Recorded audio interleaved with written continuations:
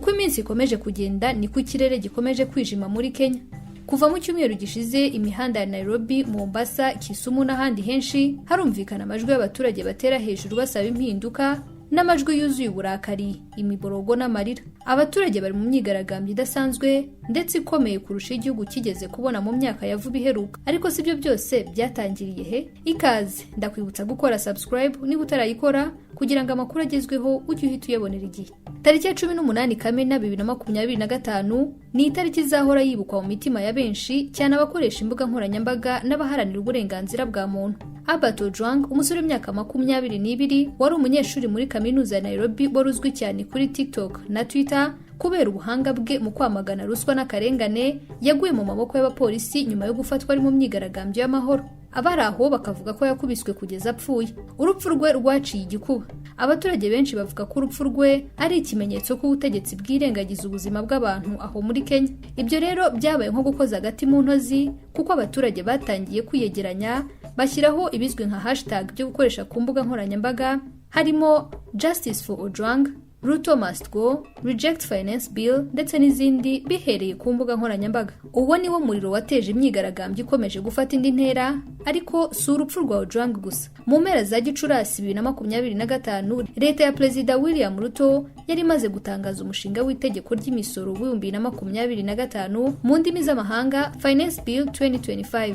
Ni umushinga urimo izamuka ry'imisoro ku bikoresho by'ibanze nk'amavuta yo guteka, ifu yo kurya, ibikoresho by'ishuri ndetse n'ibindi. Ibi byatumye abaturage ba mikoro make ndetse n'abandi basanzwe ari abakene, no kuvuga abagorwa no kubona amafunguro barushaho kugira uburakari bwinshi. Kugeza n'uyu munsi mu bice byinshi aho muri Kenya, abaturage bari mu myigaragambyo, abo biganjemo abanyeshuri, abacuruzi bato bato, abashoferi batwara za matatu, za bisi zikunze gukoreshwa aho muri Kenya, ndetse n'abagore bo mu masoko atandukanye. Icyakora ntabwo bahawe ijambo cyangwa ngo inzego runaka za leta zifata umwanya wo kubumva, ahubwo polisi yatangiye gukoresha imbaraga z'umurengera mu guhosha iyo myigaragambyo. Ibyuka biryana mu maso, amasasu ndetse n'ibiboko byabaye nk'ibisanzwe mu myigaragambyo kuri iyi nshuro. Raporo ya Amnesty International ivuga ko abantu bagera kuri 16 ari bamaze kugwa mu myigaragambyo, abandi barenga 400 barakomereka, ni mu gihe abarenga 200 bamaze gutabwa muri yombi. Muri abo harimo abanyamakuru, abaharanira uburenganzira bwa muntu, abo mu nzego z'umutekano ndetse n'abandi. Imibare itangazwa na Komisiyo y'Uburenganzira bwa Muntu muri Kenya, Kenya Human Rights Commission, irerekana ko bamwe mu bafashwe baburiwe irengero, abandi bagakubitwa kugeza bavuye amaraso, abandi bagatabwa muri yombi mu buryo butemewe n'amategeko. Nubwo ibyo byose bikomeje kuba, leta ikomeje kuryumaho, abatavuga rumwe bakarushaho kuzamura amajwi. Ubwo Perezida William Ruto yajyaga ku butegetsi, yasezeranije abaturage ko agiye guhindura Kenya igahinduka igihugu cy'imibereho isesuye. Uyu munsi arashinjwa kuba yarimakaje politiki ishingiye ku gukandamiza abatavuga rumwe nawe. Mu kiganiro yahaye televiziyo ya Citizen TV, yavuze ko abigaragambya bashaka guhungabanya igihugu ndetse ko leta itazemera akajagari nkako. Ni mu gihe mu gitondo cyo kuri uyu wa kane yaramutse asinya umushinga w'itegeko ryemeza ingengo y'imari ya leta y'umwaka wa 2025. Ibyo byatangajwe na Perezida Ruto ntibivugwaho rumwe na bamwe mu batavuga rumwe nawe. Abo barimo Raila Odinga, ufite abaturage benshi bamuri inyuma ndetse wakunze guhamagaza imyigaragambyo ikomeye aho muri Kenya, usanzwe ari umuyobozi w'ishyaka ritavuga rumwe n'ubutegetsi. Yavuze ko imyigaragambyo ari uburenganzira bw'abaturage, asaba ko Perezida yisubiraho ku byemezo by'imisoro ndetse akagaragaza politiki ifatika igamije gufasha abaturage. Abenshi mu bari kwigaragambya mu myigaragambyo y'umwaka biganjemo abitabiriye imyigaragambyo y'umwaka ushize, aho tariki ya 25 Kamena 2024 abaturage bageze naho binjira mu nteko ishinga amategeko bagasaba ko umushinga w'imisoro w'umwaka wa 2024 wahagarikwa. Icyo gihe abantu 19 barishwe, abandi benshi barakomereka. Ni imyigaragambyo kandi yitiriwe urubyiruko cyangwa abagenzi. Icyo gihe leta yasezeranije ko izahindura politike, ariko aho gukora ibyo yagaruye indi misoro mishya itandukanye. Ibyo bikaba byaratumye abaturage batakaza icyizere, bituma imyigaragambyo y'umwaka ibirimo umujinya mwinshi n'uburakari kuruta uko byari bimeze mu mwaka ushize. Bamwe mu bigaragambya baganiriye n'itangazamakuru mu bihe bitandukanye, barimo uwitwa Jane Achieng usanzwe ari umucuruzi mu isoko rya Gikomba, yavuze ko batazigera na rimwe batanga imisoro myinshi mu gihe ntacyo babona cyo kugaburira abana. Umusore w'imyaka 19 witwa Brian Mutuwana we yagize ati, si uko twashakaga guhangana na polisi, ariko se ninde wakomeza kurebera ubushomeri bwiyongera. Kugeza ubu leta yagaragaje ko idashaka guhindura ibyo yateganije, ahubwo ikomeje kongera imbaraga mu nzego z'umutekano ngo bahagarike ku ngufu abigaragambya barasaba byinshi by'ingenzi. Muri byo harimo gukuraho umushinga w'imisoro wa 2025, gukurikirana abapolisi bahohoteye abigaragambya, gutangiza ibiganiro rusange hagati ya leta n'abaturage ndetse n'ibindi. N'ubu ntiharamenyekana uburyo hazaboneka ituze muri Kenya mu gihe impande zombi zikomeje gutsimbarara. Gusa benshi bahuriza ku mutekano no kwirinda ko hagira abasiga ubuzima. Ese iherezo ry'ibiri kubera muri Kenya urabona ririye? Niba uri muri Kenya cyangwa ukurikira ibiri kuhabera, twandikira icyo utekereza. Ntiwibagirwe gukanda like no gukurikira iyi channel yacu dukunda cyane. Kora subscribe ujye ukurikira amakuru agezweho. Nitwa Denise Mbabazi Mpambara, naho gutaha.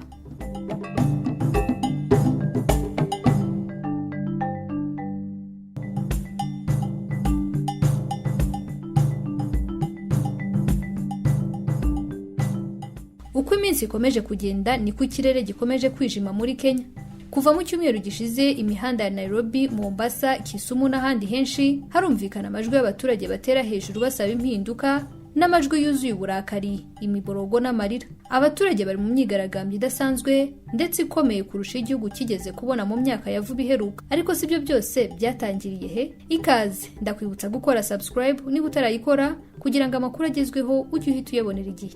Tariki ya 18 Kamena 2025 ni itariki izahora yibukwa mu mitima ya benshi, cyane abakoresha imbuga nkoranyambaga n'abaharanira uburenganzira bwa muntu. Albert Ojwang, umusore w'imyaka 22, wari umunyeshuri muri kaminuza ya Nairobi, wari uzwi cyane kuri TikTok na Twitter kubera ubuhanga bwe mu kwamagana ruswa n'akarengane, yaguye mu maboko y'abapolisi nyuma yo gufatwa ari mu myigaragambyo y'amahoro. Abari aho bakavuga ko yakubiswe kugeza apfuye.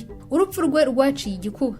Abaturage benshi bavuga ko urupfu rwe ari ikimenyetso ko ubutegetsi bwirengagiza ubuzima bw'abantu aho muri Kenya. Ibyo rero byabaye nko gukoza agati mu ntozi, kuko abaturage batangiye kwiyegeranya bashyiraho ibizwi nka hashtag byo gukoresha ku mbuga nkoranyambaga, harimo Justice for Ojwang, Ruto must go, Reject Finance Bill ndetse n'izindi, bihereye ku mbuga nkoranyambaga. Uwo niwo muriro wateje imyigaragambyo ikomeje gufata indi ntera, ariko si urupfu rwa Ojwang gusa. Mu mpera za Gicurasi 2025, leta ya Perezida William Ruto yari imaze gutangaza umushinga w'itegeko ry'imisoro wa 2025, mu ndimi z'amahanga Finance Bill 2025.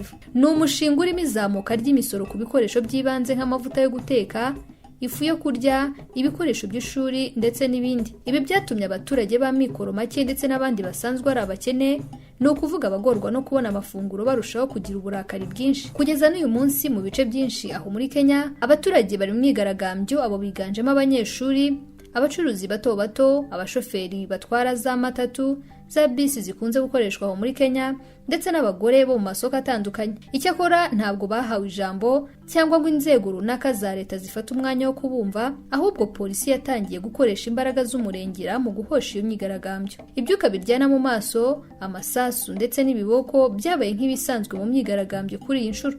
Raporo ya Amnesty International ivuga ko abantu bagera kuri 16 ari bamaze kugwa mu myigaragambyo, abandi barenga 400 barakomereka, ni mu gihe abarenga 200 bamaze gutabwa muri yombi. Muri abo harimo abanyamakuru, abaharanira uburenganzira bwa muntu, abo mu nzego z'umutekano ndetse n'abandi. Imibare itangazwa na Komisiyo y'Uburenganzira bwa muntu muri Kenya, Kenya Human Rights Commission, irerekana ko bamwe mu bafashwe baburiwe irengero, abandi bagakubitwa kugeza bavuye amaraso, abandi bagatabwa muri yombi mu buryo butemewe n'amategeko. Nubwo ibyo byose bikomeje kuba, leta ikomeje kuryumaho, abatavuga rumwe bakarushaho kuzamura amajwi. Ubwo Perezida William Ruto yajyaga ku butegetsi, yasezeranije abaturage ko agiye guhindura Kenya igahinduka igihugu cy'imibereho isesuye. Uyu munsi arashinjwa kuba yarimakaje politiki ishingiye ku gukandamiza abatavuga rumwe nawe.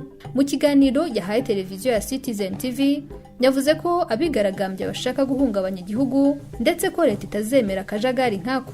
Ni mu gihe mu gitondo cyo kuri uyu wa Kane yaramutse asinya umushinga w'itegeko ryemeza ingengo y'imari ya leta y'umwaka wa 2025. Ibyo byatangajwe na Perezida Ruto ntibivugwaho rumwe na bamwe mu batavuga rumwe nawe, abo barimo Raila Odinga, ufite abaturage benshi bamuri inyuma ndetse wakunze guhamagaza imyigaragambyo ikomeye aho muri Kenya, usanzwe ari umuyobozi w'ishyaka ritavuga rumwe n'ubutegetsi. Yavuze ko imyigaragambyo ari uburenganzira bw'abaturage, asaba ko Perezida yisubiraho ku byemezo by'imisoro ndetse akagaragaza politiki ifatika igamije gufasha abaturage.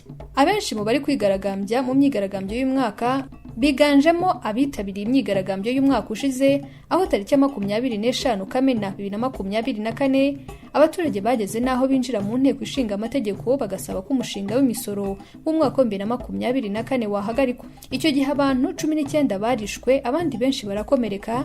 Ni imyigaragambyo kandi yitiriwe urubyiruko cyangwa abagenzi. Icyo gihe leta yasezeranije ko izahindura politike, ariko aho gukora ibyo yagaruye indi misoro mishya itandukanye.